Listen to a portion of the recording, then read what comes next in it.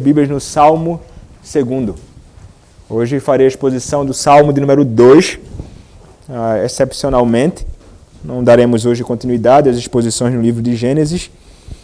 Salmo de número 2.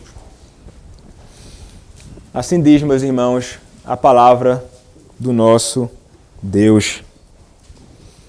Por que se enfurecem os gentios e os povos imaginam coisas vãs?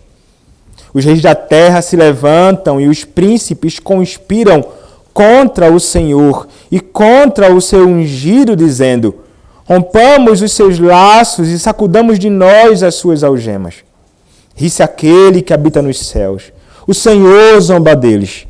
Na sua ira, a seu tempo lhes há de falar e no seu furor os confundirá. Eu, porém, constituí o meu rei sobre o meu santo monte Sião. Proclamarei o decreto do Senhor. Ele me disse: tu és meu filho, eu hoje te gerei. Pede-me, e eu te darei as nações por herança e as extremidades da terra por tua possessão. Com vara de ferro as regerás e as despedaçarás como um vaso de oleiro. Agora, pois, ó reis, sede prudentes. Deixai-vos advertir, juízes da terra. Servi ao Senhor com temor e alegrai-vos nele com tremor. Beijai o filho para que se não irrite e não pereçais no caminho, porque dentro em pouco se lhe inflamará a ira. Bem-aventurados todos os que nele se refugiam. Amém. Podem se assentar, irmãos. Vamos orar ao Senhor.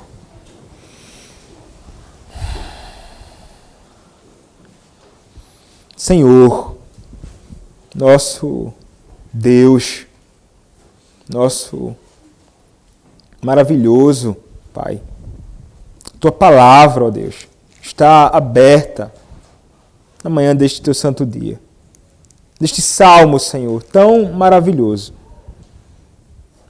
E nós, Senhor, queremos ouvir a Tua voz, queremos ouvir, Senhor, o Senhor falar através da Tua palavra.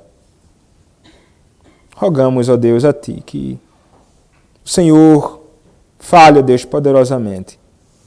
Que o Senhor se agrade de me usar para o louvor da Tua glória. Que a verdade bíblica de que o Senhor reina absoluto sobre o mundo e tudo o que nele há possa ser gravado, ó Deus, em nossos corações.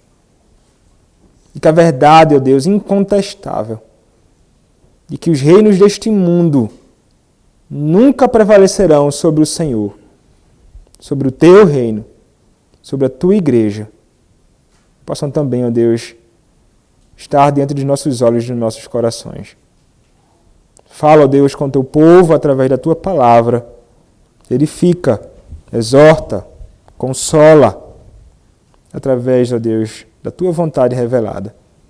É o que eu te peço, ó Deus, em nome do Senhor Jesus Cristo, o Teu bendito Filho. Amém.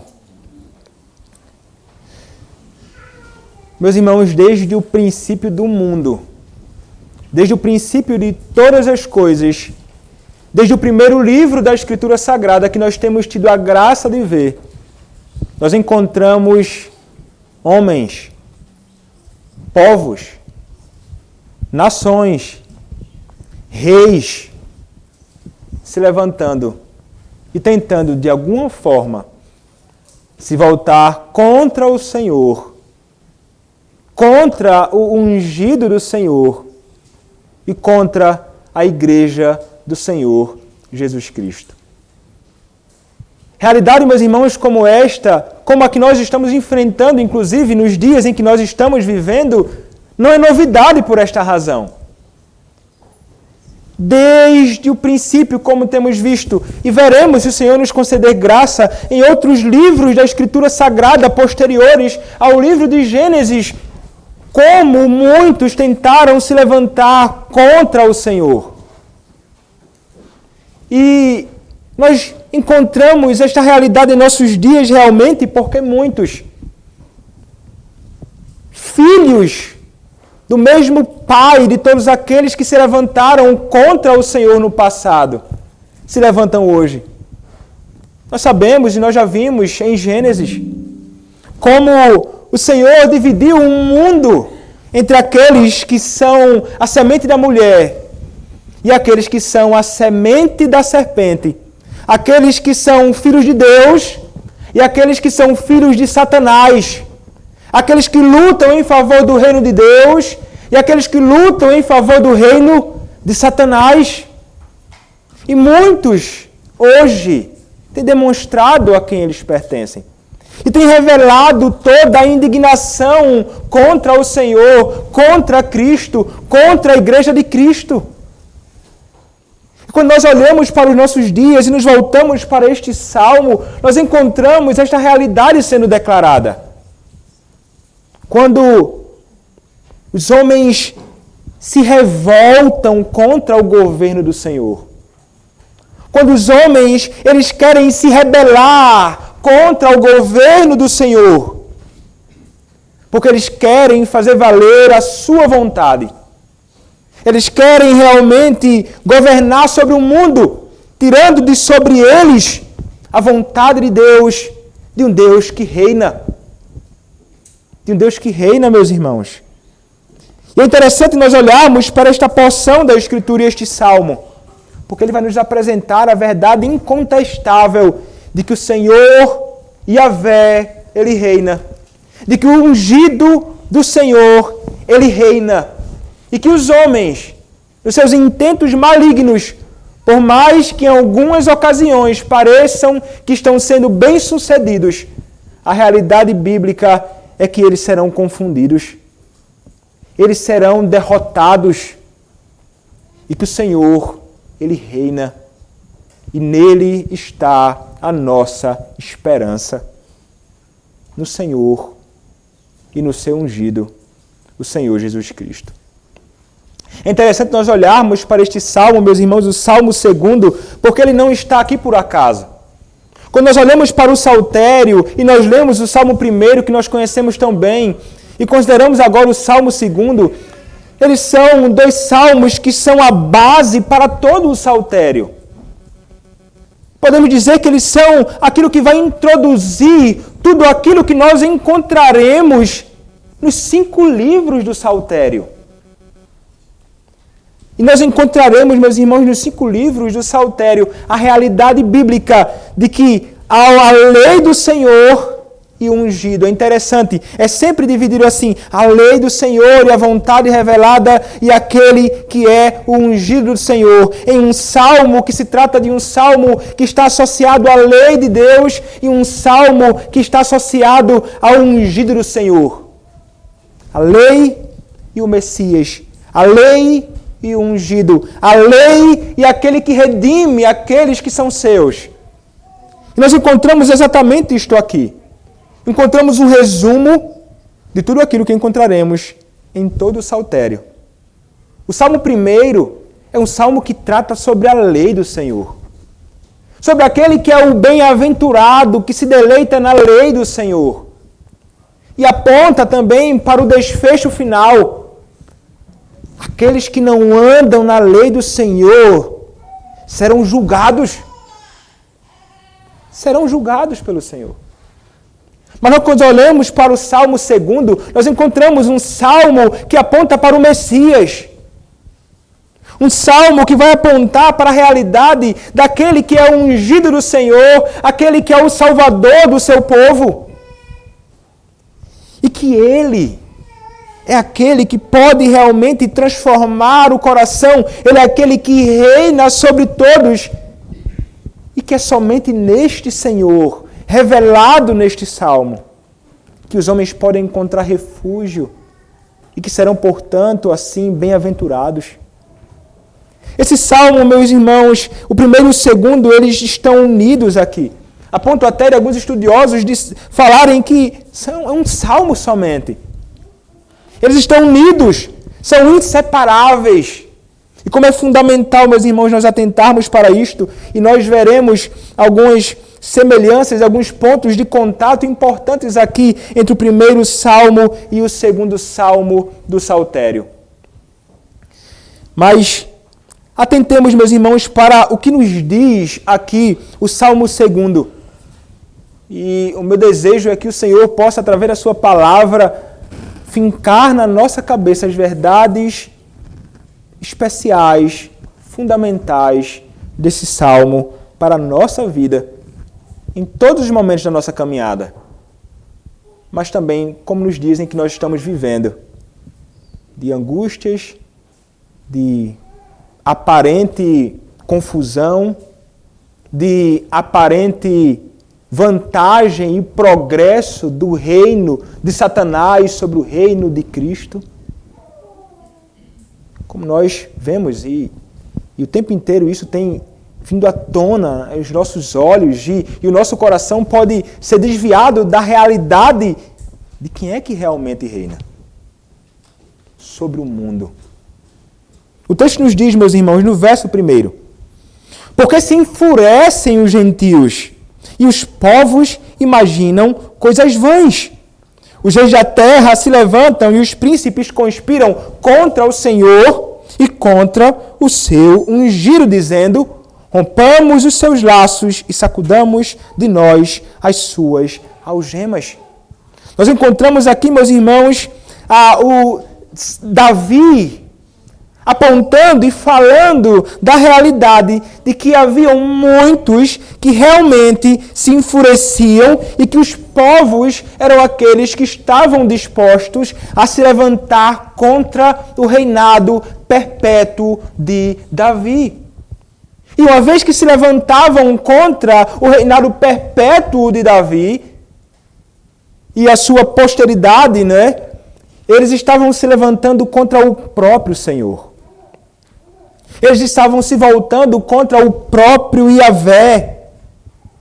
E então aqui é manifestado o coração realmente daqueles que não estão dispostos a se sujeitar ao Senhor. Eles são aqueles que se enfurecem. Eles são aqueles que pensam em coisas que são realmente perversas, malignas. E que eles querem, de toda forma, de algum jeito, fazer valer e acontecer a sua vontade. Aquilo que eles imaginam, eles querem colocar em prática. Voltando-se contra um Senhor que é soberano. Tentando se voltar contra o Senhor que reina absoluto, como nós cantamos aqui. No Salmo 99, no Salmo de número 93. O Senhor que reina. Eis que reina o Senhor. Mas eles, na sua loucura, tentam se voltar contra Deus. Os reis da terra, aqueles que governavam, aqueles que tinham todo o poder nas suas mãos, eram aqueles que estavam se levantando contra o Senhor. E é interessante que o texto vai nos dizer, e os príncipes conspiram contra o Senhor e contra o seu ungido, contra o Messias. Como nós sabemos, contra o próprio Senhor Jesus Cristo. Quando nós olhamos, meus irmãos, para esta palavra, no verso 2, conspiram. É interessante o que acontece aqui, porque é a mesma palavra hebraica que é traduzida no Salmo 1 por meditar. O que acontece? O homem que teme ao Senhor, ele é aquele que medita na lei do Senhor de dia e de noite. Ele é aquele que se deleita na vontade do Senhor de dia e de noite. Ele é aquele que tem prazer em se sujeitar ao Senhor. Mas este homem aqui, os reis que conspiram contra o Senhor, são aqueles que meditam, são aqueles que pensam, são aqueles que imaginam, são aqueles que planejam fazer o mal. Vejam que aqui é revelado o destaque, a distinção do homem que teme ao Senhor para aqueles que são perversos. São aqueles que se assentam para pensar e tratar e falar e maquinar sobre o que é perverso. São aqueles que caminham, andam, maquinando, pensando, planejando e determinando fazer o que é perverso. São aqueles que realmente se assentam para fazer o que é mal, para planejar com o propósito de se voltar contra o Senhor, contra o ungido e contra tudo aquilo que diz respeito a Deus e a sua igreja. Isto é naqueles dias, meus irmãos. No passado, nós encontramos isto acontecendo. E quando nós olhamos para os nossos dias hoje, não é diferente. São homens igualmente perversos que se assentam nos seus assentos lá, maquinando o mal, planejando, pensando no que fazer para se voltar contra o Senhor, contra Cristo e contra a sua igreja. Não é isso que os ímpios fazem por aí? Não é isto que nós temos contemplado? Não é isto que nós temos visto muitos que antes camuflavam, mas hoje abrem a boca para declarar explicitamente toda a vontade maligna deles contra o Senhor e contra o seu ungido? Pensando em leis que são contrárias à vontade do Senhor, como tantas leis, ideologia de gênero, outros, aborto pode fazer, qual o problema? E tentando promover tantas causas que nós contemplamos que são contrárias à vontade do Senhor, são claramente malignas, mas que muitos lamentavelmente não percebem. Mas eles estão falando com muita clareza. E com isto eles só manifestam o ódio que eles têm. E a quem realmente eles estão se sujeitando. A Satanás, ao pecado, ao reino do inimigo de nossas almas. Eles querem, meus irmãos, realmente, como muitos de vocês sabem, destruir a igreja de Cristo. Se voltar contra a boa vontade de Cristo. Destruir famílias. Destruir a nação. Destruir tudo aquilo que de alguma forma esteja associado a Deus e ao seu ungido. Nós temos contemplado isto. Não somente no Brasil, meus irmãos. Nós temos visto várias nações e várias pessoas realmente planejando isto e muitos gritando e desejando isso, com placas, com cartazes, com tantas coisas, promovendo um mal. Foi assim nos dias de Davi. É assim nos dias em que nós estamos caminhando aqui também. Eles conspiram. Vejam só. Ao invés deles usarem a mente, ao invés deles usarem a inteligência deles para pensar nas coisas lá do alto, para pensar naquilo que é bom, naquilo que agrada a Deus, eles estão tentando fazer de tudo para causar o maior caos e desgraça em tudo aquilo que eles puderem colocar as mãos. Estão fazendo aquilo que é a vontade do pai deles, que é Satanás. E, meus irmãos, eles desejam se levantar e se levantam muitas vezes contra o Senhor, e eles também querem tirar de sobre eles o reino do Senhor. Eles não querem se sujeitar a Deus. É como nos diz o verso 3, rompamos os seus laços e sacudamos de nós as suas algemas.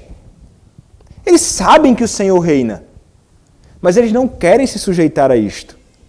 Eles sabem que o Senhor reina, mas eles querem autonomia. Eles não querem a lei de Deus sobre eles. Eles querem fazer valer as suas próprias leis. Eles querem tirar Deus do trono. E eles querem se assentar no trono. mas não para governar como um rei que governa em favor do povo, para o bem do povo, como muitos dizem por aí, que desejam fazer. É pelo povo, nunca foi. O desejo é realmente fazer o mal. E então, eles querem se despir de Deus. E eles querem ser o próprio Deus. E é isso que muitos promovem, colocando até um Estado gigantesco. E muitos querem, então, que realmente seja isto. O Estado é o seu Deus. E aquele que se assenta lá é o Deus. E que ele faça valer a sua vontade, porque afinal de contas, ele é o nosso rei, ou ele é o nosso governador, ele é aquele que está ali assentado. E muitos querem promover isto, colocando a própria cabeça deles mesmo em risco, mas eles não conseguem enxergar esta realidade, porque estão tomados também por um coração tão corrompido e que se revolta contra o Senhor.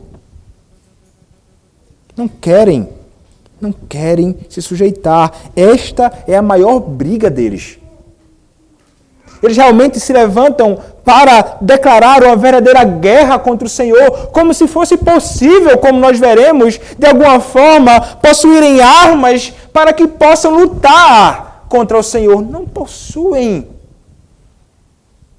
Mas o coração do homem, meus irmãos, ele é assim. Ele deseja se desfazer da vontade de Deus e da sua vontade, da sua lei. Nós olhamos e falamos. Há muitos que têm tentado fazer isto, com ideias realmente macabras, malignas, socialistas, comunistas, com visões totalmente distorcidas da realidade. Mas muitas vezes é assim que nós agimos também. Devemos pensar que muitas vezes nós desejamos ser autônomos. Muitas vezes nós queremos ser livres. Muitas vezes nós não nos sujeitamos à lei do Senhor. Percebam que a dificuldade de se sujeitar à lei do Senhor não é uma coisa que simplesmente está na vida dos ímpios, que não sustentam as mesmas visões e perspectivas e cosmovisões que nós possuímos. Talvez seja até mais grave nós que conhecemos ao Senhor e que nos rebelamos contra a sua vontade. Todas as vezes que nós pecamos, é uma revolta nossa contra a vontade do Senhor, contra a lei do Senhor. É isso que nós fazemos. Rebelião. Queremos autonomia. Queremos muitas vezes alimentar a lei do pecado, a lei de Satanás, a lei do mundo e não nos sujeitarmos à vontade do Senhor. Devemos pensar acerca de nós neste sentido também e lutar contra qualquer tipo de coração que se eleva demais no nosso próprio peito, que quer se sobrepor, que quer estar acima do Senhor. Mas não podemos negar que é isto que muitas nações, muitas pessoas que lutam pela presidência, muitos que lutam pelo governo, querem fazer. Eles não querem se sujeitar a Deus, querem sacudir deles as algemas. Eles pensam que se sujeitar ao Senhor é algo ruim e que estar sujeito às leis de Deus é algo escravizador. A realidade, meus irmãos, e nós sabemos, é que só há verdadeira liberdade quando a sujeição a Deus. Só há verdadeira liberdade quando a sujeição à lei do Senhor. Não existe liberdade fora da lei de Deus. Mas nós pensamos, e os ímpios pensam que sim, e eles se elevam. E meus irmãos, eles se elevam nos nossos dias e ainda farão isso durante muito tempo. E não cessarão de lutar. Até o dia em que o Senhor der um basta em tudo isto. E nós veremos, o Senhor promete fazer isto. Mas o que é que o Senhor faz quando Ele contempla os planos malignos e essa elevação dos homens ímpios contra o Senhor, contra a igreja do Senhor, tentando macular e destruir o povo de Deus? O Senhor, diz o verso 4, ri-se aquele que habita nos céus. O Senhor zomba deles. É como se o Senhor, meus irmãos, ele olhasse e ele habita nos céus, o nosso Deus, ele habita nos céus, ele olha e... Como é que eles podem pensar que terão algum êxito contra mim? Eles pensam que são tão poderosos assim para se elevar contra mim. E o Senhor ri da loucura deles. O Senhor ri da fragilidade deles. O Senhor vê que o que eles imaginam que é um poderio imenso não passam de pó e cinza que o Senhor com um sopro pode destruir. Ele contempla, nossa, vocês não podem comigo. Eu sou o Senhor. Eu sou aquele que reina absoluto sobre tudo. Eu habito nos céus. Vocês estão na terra. Diferente demais. Meus irmãos, essa é a perspectiva que o salmista está nos apresentando. E ele ainda vai dizer assim, olha, o Senhor ele olha e ele ri da situação deplorável destes homens, mas ele ainda vai dizer o seguinte no verso 5, na sua ira, a seu tempo, lhes há de falar, e no seu furor os confundirá. O Senhor começa a apontar aqui a realidade, como nós veremos mais à frente, de que o Senhor é aquele que virá com ira sobre todos aqueles que se opõem ao seu reinado. E ele os confundirá. Eles vão pensar que estão com planos e eles pensam que serão bem-sucedidos. Isto é o que passa na cabeça dos homens ímpios nestes dias. Isso é o que passa na cabeça daqueles que querem estabelecer leis contra o povo de Deus e contra a igreja e contra o reino de Deus. Eles pensam que serão bem-sucedidos. Eles imaginam que seus intentos serão realmente vitoriosos nisto. Mas eles cairão nos seus próprios laços e terão sobre si o juízo de Deus sobre eles. O Senhor os confundirá como confundiu Babel. Lá em Gênesis 11. Tentando ser como Deus, tentando chegar até Deus e pensando que eram grandiosos demais, o Senhor precisou descer para ver a pequenez deles. E o Senhor os confundiu. Meus irmãos, o Senhor mostra com isso que não há ninguém que possa com Ele. Não há ninguém que possa contra o nosso Deus. Você consegue vislumbrar isso? É isso que toma conta do seu coração, esta verdade, meus irmãos, que não pode ser desmentida. Deus, Ele reina e Ele cairá com o seu furor sobre todos os homens. Ele já anuncia isto aqui no verso 5. No seu furor os confundirá. O salmista, então, vai mostrar para nós, meus irmãos, algo maravilhoso. Ele vai dizer, olha, os homens tentam estabelecer os seus próprios reis. Os homens tentam estabelecer os seus próprios reinos. Os homens tentam estabelecer as suas próprias leis. Os homens tentam se levantar contra mim. Os homens querem fazer a sua vontade. Os homens querem se voltar contra o meu povo. Mas eu constituirei um rei. É isso que nos diz o verso 6. Eu, porém, constituí o meu rei sobre o meu santo monte Sião. Veja o que é que o Senhor diz. Ele tem aquele que é o seu próprio rei. Um rei que o próprio Senhor Yahvé colocará para governar todas as nações. E ele vai colocar este rei, e ele vai dizer sobre Sião. E é interessante, meus irmãos, nós olharmos para isto aqui, porque ele vai unir o reinado e o trono em Sião. E pensemos aqui inicialmente em Davi e o seu reinado perpétuo, mas vai muito além disso. Não se trata simplesmente de Davi e do seu reino. Trata-se daquele para quem Davi apontava. Trata-se do próprio Cristo. Trata-se do próprio Senhor. Trata-se do Messias prometido. Ele é aquele que reina. Mas ele vai falar sobre Sião, e é interessante porque Sião era o centro não somente religioso, mas político. Sião passou a ser o lugar que seria a casa de Deus. Como nos diz a palavra também em 1 Reis, capítulo 8, será lá o lugar onde o Senhor habitaria. E ele vai chamar de a casa dele, a habitação dele. Mas o texto nos diz, o Senhor está nos céus.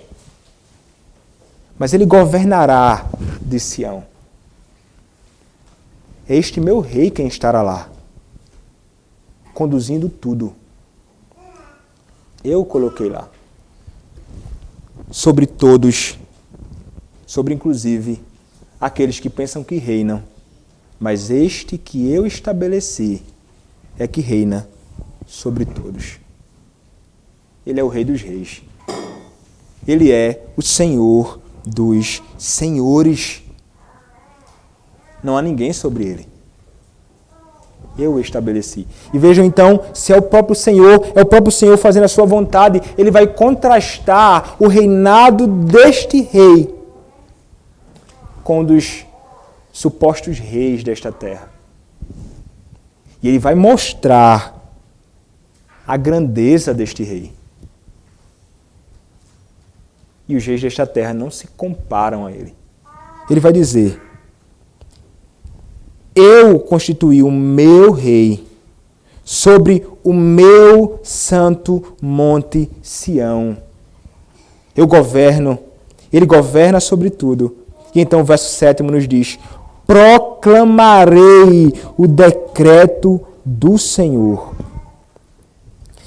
Então, está Davi, dizendo, ou o filho dizendo, proclamarei o decreto do Senhor. E ele então diz, ele me disse, tu és o meu filho, eu hoje te gerei. Tu és o meu filho, eu hoje te gerei. Nós olhamos para estas palavras e nós pensamos assim, puxa vida, que coisa extraordinária, não é?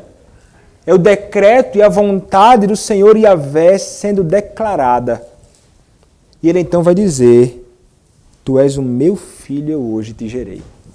Trata-se de um texto que acaba gerando um pouco de confusão para algumas pessoas. E há uma discussão em torno disto. Alguns olharão para este texto e, baseado em algumas outras porções do Novo Testamento, como Atos capítulo 13, a partir do verso 29, Atos capítulo 4, a partir do verso 23, e outras porções da Escritura, eles vão imaginar que aqui é como se o Senhor estivesse declarando Cristo, que é o Filho apontado aqui, como sendo aquele que se tornou Filho a partir da sua ressurreição. Porque quando nós olhamos para a passagem da Escritura em Atos, por exemplo, Atos, capítulo número 13, a partir do verso número 29, nós encontramos esse salmo sendo citado. Ele é citado aqui, é citado em Hebreus, capítulo 1, verso 5, em outras porções da Escritura. Mas o que é que nos diz Atos? Atos, capítulo número 13, verso de número 29 em diante. Diz assim: depois de cumprirem tudo o que a respeito dele estava escrito, tirando-o do madeiro, puseram-no em um túmulo. Mas Deus o ressuscitou dentre os mortos, e foi visto muitos dias pelos que com ele subiram da Galileia para Jerusalém, os quais são agora as suas testemunhas perante o povo. Nós vos anunciamos o evangelho da promessa feita a nossos pais. Como Deus a cumpriu plenamente a nós, seus filhos, ressuscitando a Jesus. Como também está escrito no Salmo 2: Tu és meu filho, eu hoje te gerei. E que Deus o ressuscitou dentre os mortos, para que jamais voltasse à corrupção. Desta maneira o disse, e cumprirei a vosso favor as santas e fiéis promessas feitas a Davi. Por isso, também diz em outro salmo, não permitirás que o teu santo veja corrupção. Porque, na verdade, tendo Davi servido a sua própria geração, conforme o desígnio de Deus, adormeceu, foi para junto de seus pais e viu corrupção. Porém, aquele a quem Deus ressuscitou não viu corrupção. Então, alguns olham para esta porção da Escritura e logo pensam o seguinte: Cristo, o Filho de Deus, ele é declarado Filho de Deus na ressurreição. É isso que diz o salmista. Ou melhor, é isso que diz a interpretação que eles imaginam segundo Atos, capítulo 13.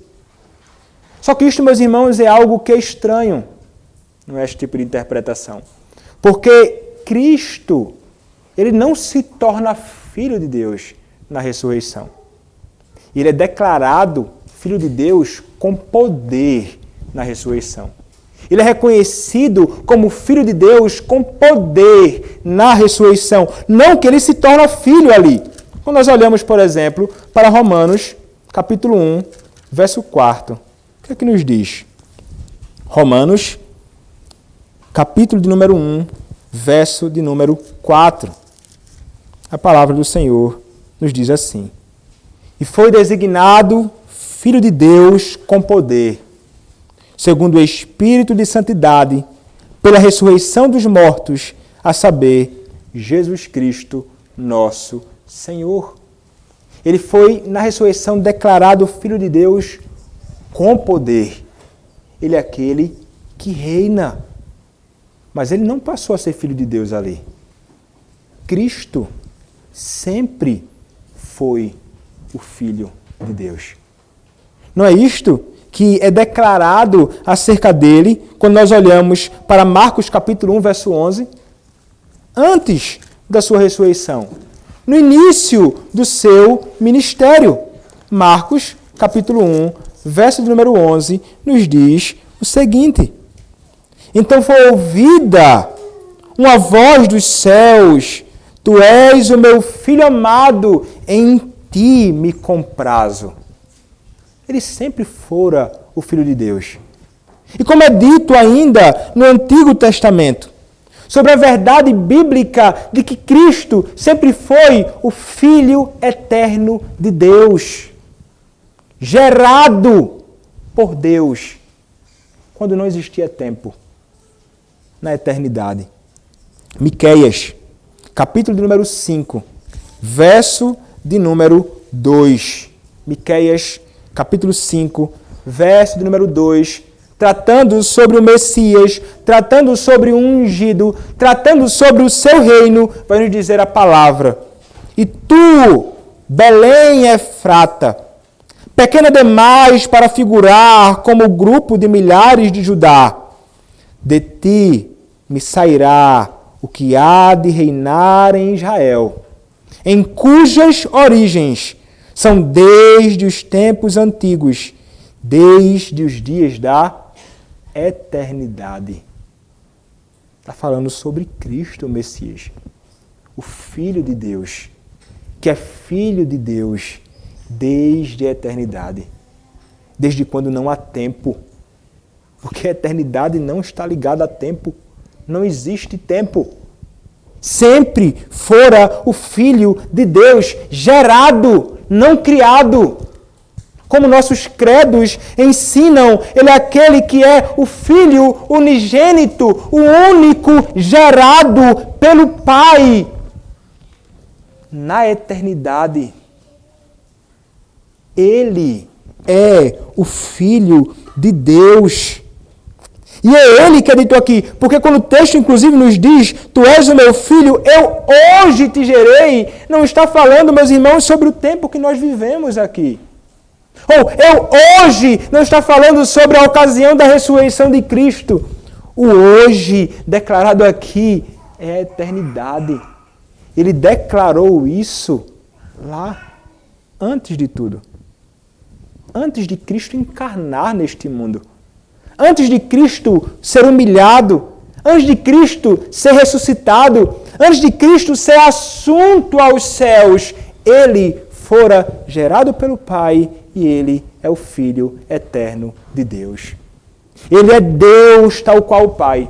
Ele é Senhor soberano e absoluto. Ele é o Deus que reina. E então, meus irmãos, ele, sendo o Filho de Deus eterno, sendo Deus tal qual Deus o Pai, ele é aquele que possui um reinado essencial.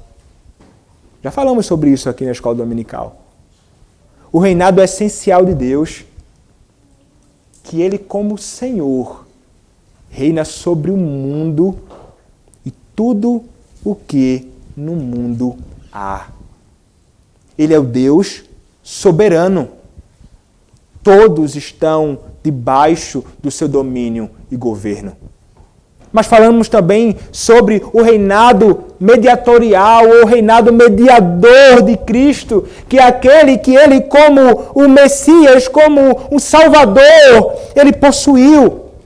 Foi dado a ele a igreja e o governo sobre a igreja. Ele é o cabeça da igreja, ele é o que reina sobre a igreja, ele é o que governa, protege, conduz, sustenta o seu povo, livrando-os inclusive do mal. O Salmo está apontando para o governo absoluto de Deus sobre tudo. Sobre os reis e sobre a igreja. Este é o Filho de Deus. Que aqueles homens não queriam se sujeitar. Era contra o Senhor e contra o seu ungido, o Filho eterno, que eles se levantavam. E eles estavam realmente praticando o que é mal. E, meus irmãos, era realmente isto, porque é isso, inclusive, que a Escritura nos aponta. Sobre o que os que odeiam a Cristo estavam fazendo.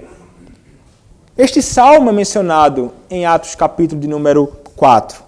Se você olhar para Atos capítulo 4, verso de número 23, você encontrará as seguintes palavras.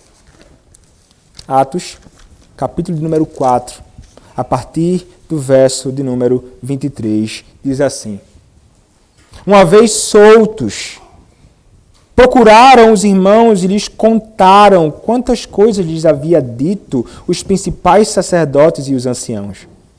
Ouvindo isto, unânimes, levantaram a voz a Deus e disseram: Tu, soberano Senhor, que fizeste o céu, a terra, o mar e tudo o que neles há, que disseste por intermédio do Espírito Santo, por boca de Davi, nosso pai, teu servo. Porque se enfurecem os gentios e os povos imaginam coisas vãs. Levantaram-se os reis da terra e as autoridades ajuntaram-se a uma contra o Senhor e contra o seu ungido, porque verdadeiramente se ajuntaram nesta cidade contra o teu santo servo Jesus, ao qual ungiste Herodes e Pôncio Pilatos com gentios e gente de Israel. Vejam só, contra quem eles estavam se levantando realmente, para quem o texto aponta? Para Cristo. Meus irmãos, aqueles que eram de Israel, aqueles que deveriam honrar a Cristo, aqueles que deveriam se prostrar diante dele, aqueles que deveriam servir a Cristo, aqueles que deveriam se render verdadeiramente a ele, são aqueles que estão se levantando. Então notem que não somente os governos do mundo, mas lamentavelmente, em muitos lugares por aí, em que muitos se dizem igreja e muitos que se dizem pastores, são aqueles que se opõem a Cristo e aprovam todo tipo de práticas que são contrárias ao reino de Deus. Não se surpreenda, há igrejas que adotam toda a agenda pecaminosa, esquerdista maligna propagada e sustentada aí nas mídias. E querem então fazer da Igreja de Cristo casa de Satanás. É isso que tem acontecido. Muitos lugares tentam realmente perseguir a Igreja de Cristo. E quando eles perseguem a Igreja de Cristo, a quem eles estão perseguindo? Ao próprio Cristo. Não é isso que aprendemos com Paulo quando está indo perseguir a igreja? Saulo, Saulo, por que me persegues? Não está perseguindo apenas o meu povo. Está perseguindo o Senhor.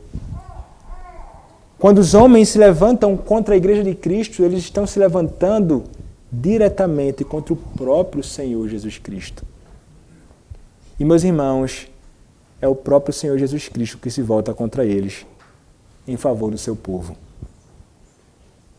Quando nós olhamos para a continuidade do texto, a palavra nos diz o seguinte: pede-me, verso 8, e eu te darei as nações por herança e as extremidades da terra por tua possessão. Com vara de ferro as regerás e as despedaçarás como um vaso de oleiro. Notem então que este Cristo, o Filho de Deus, obediente a Deus, a este Filho bendito, fora dada as nações, todas as terras, o mundo, tudo o que neles há. Não há reinado tão grande quanto o reinado de Cristo. Não há reinado tão grande quanto o reinado do Senhor Jesus Cristo. Tudo fora dado para Ele. E Ele é aquele que reina sobre todos eles. E é o Senhor que rege com varas de ferro. E Ele é aquele que vai se voltar e despedaçará os vasos como um vaso de oleiro. Porque Ele reina, Ele é Senhor. Sobretudo contra aqueles que não se sujeitam ao seu senhorio. Ele sim, meus irmãos, cairá com ira sobre estes. Como mais uma vez ele manifestará no finalzinho deste texto. Aqueles que não se sujeitam a Cristo. Mas todas as terras possuem a Ele. E isto é algo que, vejam, quando eu olho para a Escritura, meus irmãos, eu não consigo ser pessimista, não. Quando eu olho para a realidade de que Cristo Ele reina, que o poder e o governo estão em suas mãos, que Ele conduz tudo soberanamente, eu só consigo ter uma perspectiva que seja otimista para a Igreja de Cristo, para o reino de Deus. É Ele quem está conduzindo isto. Está nas suas mãos. Ele é Senhor. Então, se o Filho pedir, Ele dará às nações, inclusive as nações perversas e ímpias, não somente naqueles dias, mas nos nossos dias. Você consegue pensar em nações que você olha assim e diz: como podem essas pessoas, será que se sujeitarão a Cristo? Coreia do Norte, por exemplo, aqui mais perto, Venezuela e tantos outros lugares. Você olha assim e pensa: Satanás está reinando. Os homens maus estão reinando. Mas quem é que está sobre tudo? Quem é que está reinando sobre tudo? É o próprio Senhor. E Ele não deixará que as coisas permaneçam do jeito que estão. Mas é interessante, meus irmãos, que o Senhor Ele vai fazer algo que é extraordinário aqui. Ele vai olhar para estes homens que se levantam contra Ele, como Ele contempla dos céus os homens maus neste mundo. E você pode parar e pensar assim: mas então, o que é que o Senhor fará? Meus irmãos, é impressionante como o Senhor, Ele se voltará para estes reis ímpios e perversos. E Ele vai chamar estes homens ímpios e perversos ao arrependimento. Ele vai chamar ao arrependimento. Ele vai chamar a uma sujeição ao senhorio de Cristo. Ele vai dizer assim, verso 10, agora, pois, ó reis, sede prudentes, deixai-vos advertir, juízes da terra. Então ele começa a exortar. Ele começa a dizer, olha, vocês reis, vocês precisam ser prudentes, ouvir a minha advertência. Enquanto há tempo. Atentem para as minhas exortações. Vocês devem realmente se sujeitar a mim. Atentem para as minhas palavras enquanto há tempo. Ele chama estes homens maus ao serviço ao Senhor. Servir ao Senhor com temor e alegrai-vos nele com tremor. Venham a Cristo, ele está dizendo. Se sujeitem a Cristo, não desejem ser autônomos, não se levantem contra mim. E ele ainda vai dizer, beijai o filho para que não se irrite. Ele vai dizer assim, honrai o filho. Obedeçam ao filho. Glorifiquem ao filho. Ao ungido, ao Senhor Jesus Cristo. Ele chama eles, apresentando o caminho que eles devem seguir. Ele está orientando estes homens, para que eles possam então não ter sobre si o juízo. Meus irmãos, é a pura proclamação do Evangelho. Apresentando um caminho que devem seguir e apresentando também, olha, mas se vocês não se sujeitarem, sobre vocês cairão a sua ira, pois ele vai dizer, e não pereçais no caminho, porque dentro em pouco se lhe inflamará a ira. Ele diz, corram para Cristo. Somente nele há refúgio. Somente nele há esperança. Corram para ele. Mais uma vez, eu vou dizer, ele está falando com reis ímpios e perversos que são contrários ao seu governo. Agora pensemos sobre nós aqui hoje.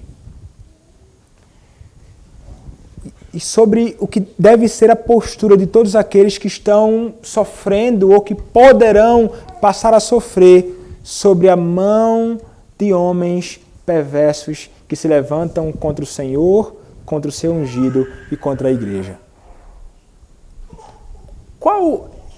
O que passa geralmente no nosso coração? Veja, nós devemos nos indignar realmente contra todo tipo de impiedade e malignidade. Nós devemos realmente nos ficar indignados contra aqueles que tentam, de todas as formas, subjugar a igreja do Senhor Jesus Cristo. Nós devemos realmente ficar indignados quando homens tentam determinar leis que são contrárias à vontade do Senhor para as nossas famílias, para os nossos filhos, para os nossos negócios, para a nação. Devemos sim nos revoltar contra tais coisas. Mas, meus irmãos, vejam só o que acontece aqui. O Senhor, ele não aprova as ações desses homens. Mas isso não faz, por exemplo, ele desejar a morte dos ímpios. O Senhor não se alegra com a morte dos ímpios. É isso que a palavra nos diz. Mas muitas vezes, e não sei se já passou pelo seu coração, mas já ouvi pessoas dizendo assim, eu desejo é que estes que estão se opondo ao governo que nós tanto queremos, morra. Quero que morra. Ou talvez, e eu não sei se isso é o que você pensa, mas imagine, se você tivesse a oportunidade hoje para se assentar com um homem que você menos gostaria de se assentar, talvez. Vamos pensar aqui falando bem direto. Se você tivesse a oportunidade de se assentar hoje com Luiz Inácio Lula da Silva, o que você diria para ele? Quais seriam as suas palavras para ele hoje? Eu suspeito que a maioria, se eu perguntasse isso para o mundo, o que eles diriam era o seguinte: ladrão! Ladrão, safado, sem vergonha, perverso, mentiroso, tem lugar na cadeia. 5 minutos você tem. 5 minutos, essa pessoa ia falar isso, provavelmente. Alguém ia segurar ele assim, e puxando o camarada e o cara xingando o máximo que pudesse xingar para Lula escutar e ser ofendido. Você pode pensar sobre Lula e qualquer pessoa. Ficamos indignados, essa é a indignação, insatisfação. Nós não queremos isto, eu não quero isso. Mas, meus irmãos, o que é que o Senhor faz aqui? O Senhor chama os homens ao arrependimento. Não é você dizer ladrão que vai moldar o coração dele. Não é você dizer perverso, mesquinho, filho de Belial, que vai mudar o coração dele. Não são palavras como estas que mudarão o coração do homem. Não são palavras como estas que vão ofendendo o outro, que é oposto a você, que vai transformar o coração desta pessoa. Não é através disto que o reino do Senhor é estabelecido. Nós oramos na oração do Pai Nosso: venha o teu reino. Faça-se a tua vontade, assim na terra como nos céus. Qual o meio através do qual o Senhor faz a sua vontade e o seu reino está estabelecido? Meus irmãos, é através da proclamação do Evangelho. Essa é a arma mais poderosa que nós temos para fazer o coração dos homens serem redimidos. É isto que ele precisa ouvir. E o Senhor poderia se utilizar de 1 minuto que você tivesse, e você falando assim: o Senhor, Ele pode salvar o mais vil pecador, e é somente em Cristo, Luiz Inácio Lula da Silva, que você encontrará salvação. Não há outro caminho. E o Senhor poderia, e pode, porque Ele tem todo o poder para transformar o coração do homem perverso, que nós queremos chamar o tempo inteiro, e é realmente um ladrão. Meus irmãos, é isto que vai mudar o mundo. É isto que vai fazer com que os homens e os reis se sujeitem a Deus. Eu não concordo com a ideia que muitos têm: eu tenho que redimir a sociologia, eu tenho que redimir a antropologia, eu vou redimir a psicologia, eu vou redimir a política.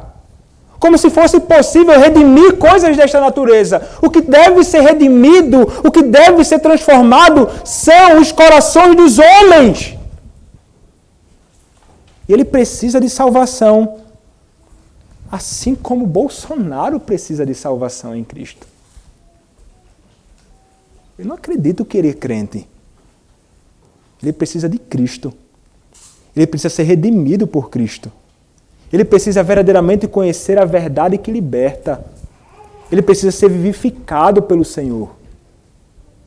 É de alguém que tema o Senhor e que se sujeite a Ele que nós realmente precisamos. Mas, meus irmãos, nós não podemos imaginar que é como eles fazem no grito ou em simplesmente pensar mal acerca daquele que nós não aprovamos, que as coisas vão mudar. Nós devemos rogar pela salvação do ímpio. Nós devemos orar por isto e devemos ser instrumentos do Senhor nisto, chamando-os ao arrependimento e à fé em Cristo, chamando-os ao temor no Senhor e a se alegrarem com tremor no Senhor. É isto que você tem aspirado? É por isso que você deseja realmente ver a mudança no mundo? Ore pela propagação do Evangelho. Ore para que o Evangelho do Senhor possa alcançar a todos os confins da terra, como tem avançado e alcançará. E o Senhor, então, é aquele que fará toda a sua obra. Mas nós sabemos também, e nós podemos declarar e estar certos disto, que se estes homens não se renderem a Cristo, virá sobre eles a ira do Senhor. Virá sobre os que presidem e não se sujeitam ao Senhor virá sobre ele o juízo de Deus, o juízo de Cristo. E é um juízo pleno, meus irmãos. Nós podemos ficar irados muitas vezes, mas não existirá ira maior que a ira de Deus plena contra todos aqueles que não se rendem a Cristo. E eles precisam saber disto também. Se eles não se refugiarem em Cristo, eles padecerão. Se eles não encontrarem refúgio naquele que é o Senhor, eles vão encontrar só morte, dor e sofrimento. E nós devemos, meus irmãos, olhar para esta realidade, porque é o Senhor quem está dizendo todas estas coisas. Ele vai dizer, eu posso transformar o coração dos homens, mas saibam de uma coisa também. Eu sou aquele que reina sobre todos. E ninguém, nenhum mal, nenhum governo deste mundo prevalecerá sobre o Senhor, sobre Cristo e sobre sua igreja. Meus irmãos, isso é o que a palavra nos diz. Não prevalecerá. O Senhor é quem pleiteia em nosso favor. Como nós lemos na confissão, no Catecismo Maior nesta manhã, o que é que o Senhor faz? Ele é aquele que castiga os que não conhecem a Deus, nem obedecem o seu evangelho. Ele é aquele que se levanta contra os seus inimigos e contra os nossos inimigos. As nossas armas, sobretudo e mais especiais, a principal, são espirituais, meus irmãos. É o anúncio de Cristo. É isto. E a nossa esperança é a esperança que estará nele, em Cristo. Que por mais que pareça que os mundos e os perversos, reis estão se sobressaindo, estão ganhando, estão vencendo, estão avançando, a igreja de Cristo será destruída, só confusão, dor e desgraça, a realidade é que o Senhor vencerá. O melhor, que o Senhor já venceu e que Ele reina sobre tudo. E é nele que tanto os ímpios como nós encontramos o nosso refúgio. Ele é o meu e o teu refúgio. No meio do mundo mal, Ele é o meu e o teu refúgio. É interessante porque o Salmo 1 vai começar com bem-aventurado o homem que teme ao Senhor e anda nos seus caminhos. O Salmo 2 termina, bem-aventurados todos os que nele se refugiam. Felizes, mais que felizes, alegres, são aqueles que encontram seu refúgio no Senhor. Meus irmãos, é para Ele que nós devemos correr. Quando as coisas apertarem e se apertarem, se as coisas ficarem difíceis para nós e talvez fiquem difíceis, o Senhor é o teu refúgio. Você não pode se desesperar neste mundo. Você não pode pensar que o mundo foi entregue às mãos do acaso. Não existe acaso. Existe um Deus que sabiamente, de modo santo e poderoso, governa a minha vida, a tua vida, governa os reis, governa as nações. Este é o Senhor que nós adoramos e nele nós podemos confiar. Não importa o que vier pela frente. Declaremos sempre, o Senhor, Ele reina. Amém. Vamos orar, irmãos.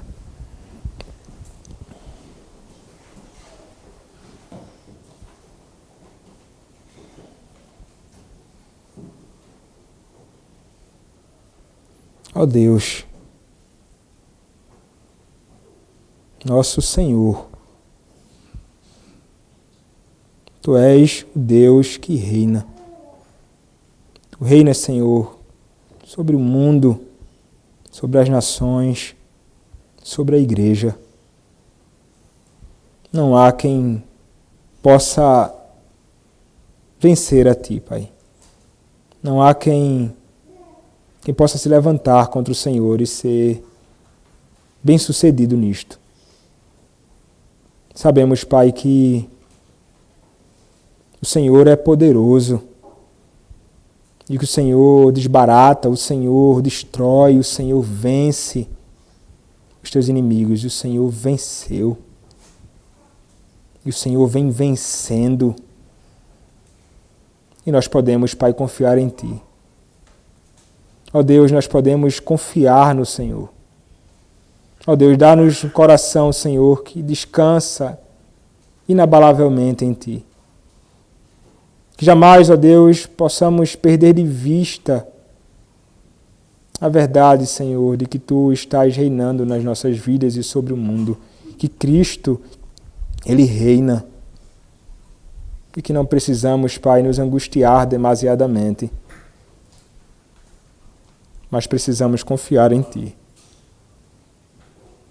Clamamos a Ti, Senhor, ajuda-nos neste modo e leva, ó Deus, a Tua obra até o fim, a bom termo, como tens feito e sempre farás. Louvado seja o Teu nome, ó Deus, por tudo. Em nome do Senhor Jesus Cristo, o Teu bendito Filho. Amém.